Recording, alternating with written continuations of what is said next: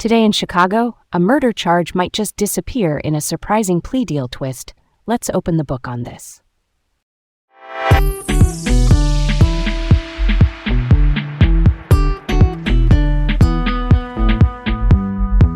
Hey, I'm Leah. And I'm Garrett. Welcome to Laid Back Local, the news of the day with Leah and Garrett in Chicago. First up, just over the state line in Hammond, Indiana, Malik Bunch might see a murder charge dropped under an unusual plea deal. Bunch is the man accused in the March 2022 death of Jayla Cooper, who was his estranged wife's girlfriend. Prosecutors presented this case to a grand jury, which is not typical in county court there. A grand jury, by the way, is a panel of citizens that reviews evidence in private to decide if there's enough to formally charge someone. It is about probable cause, not guilt or innocence. Here's what investigators say they found. Cooper was discovered in her apartment. There was a nearly empty wine bottle with Bunch's fingerprint on it, and while a pathologist at first couldn't determine the cause of death, new evidence in 2024 led to it being ruled a homicide. The allegation is that the scene was staged to look like an accident. This week, Bunch pleaded guilty to burglary. In exchange, the murder count could be dismissed. Burglary here means illegally entering a dwelling to commit a crime inside. The judge will decide whether to accept the deal at a sentencing hearing set for July 30th. If it stands, Bunch faces up to 30 years on the burglary. It's a lot to take in, right? Yeah, that's a curveball. If a murder charge could be dropped, the public's going to want clarity on the why. A plea deal is basically a negotiation to resolve a case without a trial. Sometimes it locks in a substantial sentence while avoiding the uncertainty of a jury. 30 years on, burglary is no slap on the wrist. And that grand jury piece stands out to me. Using a grand jury in county court, there is unusual, which adds to the questions about how the case was built and rebuilt after the cause of death changed to homicide in 2024. Why bring a grand jury in at all for this one? I know what it does, but the timing feels important. Good question. Prosecutors haven't publicly said. In general, grand juries can help consolidate complex evidence and witness testimony into a single charging decision. It's a closed process, so we're not going to see the transcripts. For now, all eyes on July 30th. All right, let's roll on. Porter County's Juvenile Detention Center, that's Northwest Indiana again, is adding an occupational therapist thanks to a grant of $143,000 from the Indiana Department of Correction. An occupational therapist, or OT, helps people build practical life and coping skills. Think emotional regulation, problem solving, and routines for daily life. This OT won't just be in the building. They'll work system-wide across community corrections programs, offer emotional control training, and even coach families. They'll be on call 24/7, which is a big deal for crisis moments. The start date is July 6, and it's the first program of its kind in Indiana focused on community corrections outreach for juveniles. The Boys and Girls Club, that's a national youth nonprofit, is partnering to provide leadership training. The big goal is smoother re-entry to school and neighborhood life, and ideally preventing detention in the first place. That's promising. Real talk, emotional control training sounds simple, but it's huge.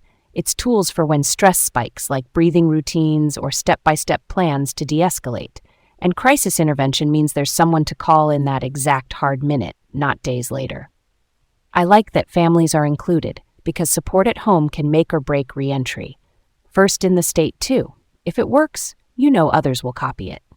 Next up, Indiana teams are out surveying culverts to help fish move and to protect water quality.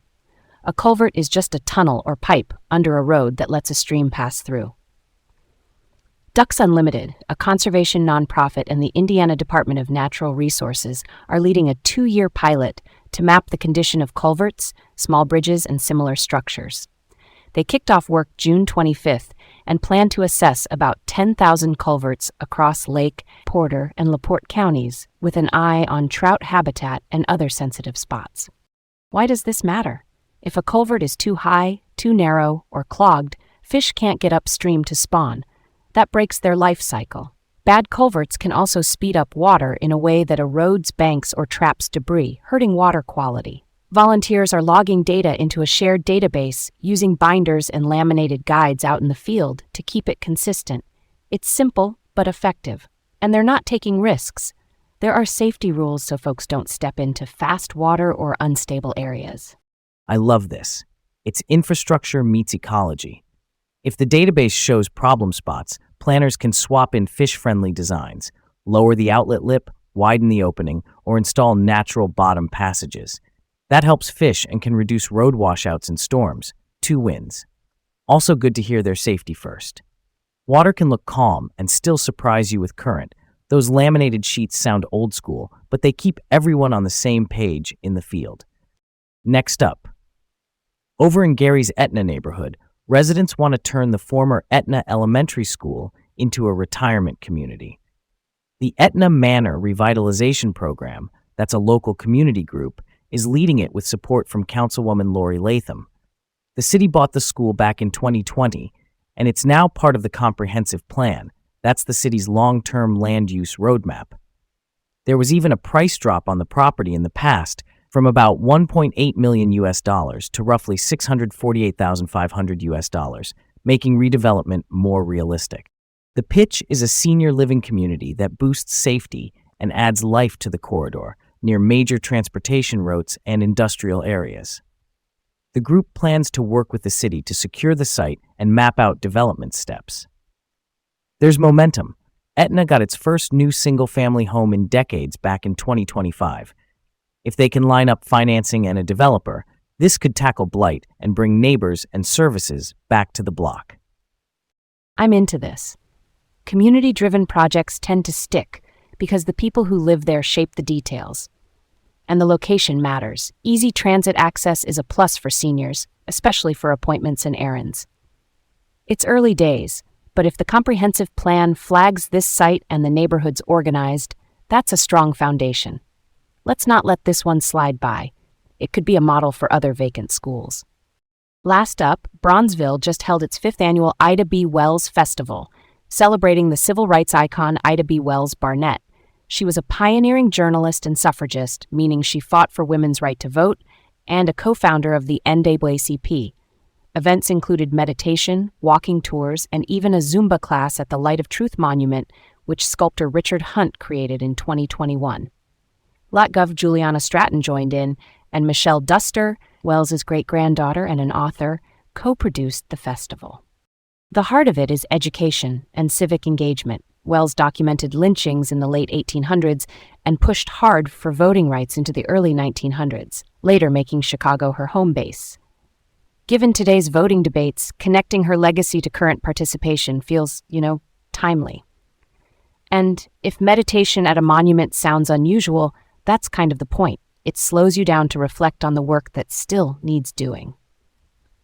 I love seeing history made active. A walking tour or a quick Zumba session can pull in folks who might not hit a lecture, and then boom, you've got engagement. Also, having Wells's great-granddaughter involved is powerful. That direct connection makes it real. That's pretty cool, right? Thanks for tuning in to Laid Back Local, the news of the day with Leah and Garrett in Chicago. Have a great day and see you tomorrow.